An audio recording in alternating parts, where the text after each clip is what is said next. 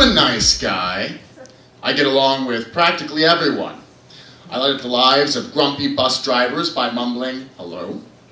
I make a point to verbally decline the advances of over-enthusiastic fragrance saleswomen, while everyone else just passes them by as if they're ghosts, mascara-drenched ghosts. It doesn't matter if you're an Abercrombie & Fitch twink haunting the bars of Boys Town or a drunk Chad screaming along to the lyrics of Don't Stop Believing. I will look you up and down, unlock the mystery of your being, pillage your soul for something that we share in common, like a love for grape-flavored ring pops or a fear of legless animals. But there's one variety of the human species that eludes my understanding. Its desires, its wants, and needs perplex me. These people may as well be walking, talking Rubik's Cubes. And like Rubik's Cubes, any attempt on my part to solve them only leaves me with a strong urge to throw them across the room. The people I refer to are Friends fans. Yes. Yes, that TV show that encapsulates everything insipid about the 90s. Coffee shops, New York condos, and the bumbling and boring people that work and live in them. I don't care what critics say about Seinfeld, Friends truly is the first show about nothing. Try as I may, though, I can't quite put my finger on what it is about Friends fans that I loathe so much. Obviously, they have terrible taste. But so do half of my friends. Take my best friend. He adores pineapple on pizza and has a sprawling collection of carved coconuts made to look like pirate heads and monkey faces. Hell, even I have my own guilty pleasures. Growing up, I had an obsession with Ziggy, the squatty, bald comic strip character. I had in my possession no less than 30 Ziggy dolls of various sizes, a bed fitted with Ziggy sheets, and a Ziggy phone. But you couldn't pay me to drink from a Courtney Cox mug or drop a penny in a David Schwimmer piggy bank. So it's not just taste. But then what is it? Perhaps it has something to do with the characters. After all, if you like the show, you probably relate to one of them. In fact, you probably are the type of person that hits up a late-night diner with your posse, where you inevitably dole out which Friends character each one of you embodies. Lord help you if you're pegged as Joey. Stupid, ugly Joey. But the thing is, I really don't know much about the show's characters. In fact, I've probably only seen about 2 full episodes. I know Joey is stupid, the blonde girl is spacey, David Schwimmer owns a monkey, Chandler was addicted to prescription pills, and Courtney Cox and Jennifer Aniston play women. So I couldn't possibly extrapolate much of anything based on which friend someone most identifies with.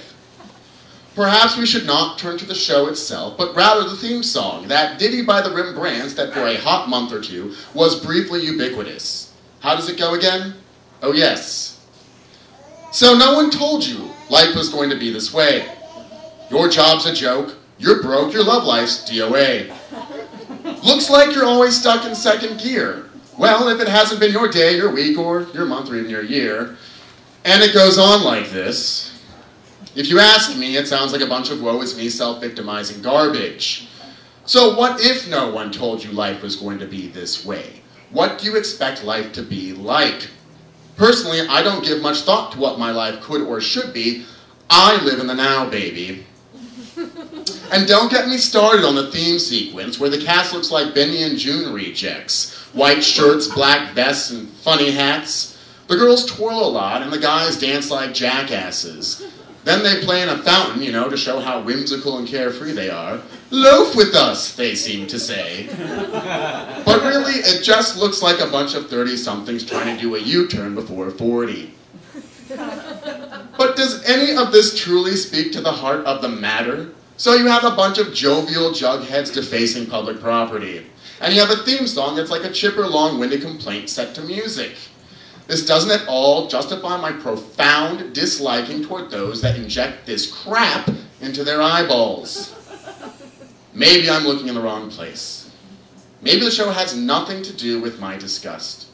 What if this is an internal problem made visible through the powers of projection? Like, I'm just looking for a punching bag, some person or people or entity or ideology to direct my negative energy toward. a scapegoat for my existential angst. After all, I'm a brooder. I used to spend my 3 a.m.s in a 24-hour IHOP, nursing a cup of coffee and burning through a pack of Camels. You'd never catch me dead dancing and playing in a fountain. Well, unless I was dead. But then I'd just be floating. I mean, isn't it human nature to seek out an enemy? Look at U.S. history. If it wasn't the British, it was the Indians. And if it wasn't the Indians, it was immigrants, communists, and terrorists. Maybe Friends fans are my Al-Qaeda. Maybe the human brain is pre-designed to have two neat little compartments. On the left is us, and on the right is them, and never shall the two get along. But no. All this is lies. I'm deluding myself. There is no natural desire to segregate and attack, and there is nothing intrinsically flawed with Friends fans. These are petty excuses, meant to pacify some deeply rooted emotional wounds. If I am to be honest, if I am to hold a mirror up to myself to reflect all the blemishes of my being, then I must acknowledge what must be true. I am envious of Friends and its loyal fans. I know. It's hypocritical. Like an anti-gay politician found 3 men deep in a sex dungeon. But sweet Jesus, sweet, sweet Jesus, how good it feels to get that off my chest, to be set free, to confess. I shall announce it on mountain high. I covet Joey Chandler, that blonde who's-he what's-it and the rest. I secretly want to be part of a group of pals that aren't gripped with a sense that this world is doomed, that life is suffering, and that with love comes a risk of great loss. I want to live my life carefree, hang out with people who laugh at greeting cards, and who listen to top 40 music. I want to know people that collect chicken soup for the soul books, eat lean cuisines, and live for celebrity gossip. I want to own a pet monkey. But this will never be. We are just two different people, Friends fans and I. I once revived a stripper who'd overdosed in my apartment. They have board game night. I suppose there's a lesson in all this for me, a lesson of tolerance. I may never understand you, Friends fans, but I do know we're all just roommates on this big blue spinning thingy. So maybe while we're here for this brief moment, we should all learn to be friends. After all, don't we all feel just a little stuck in second gear? Thank you.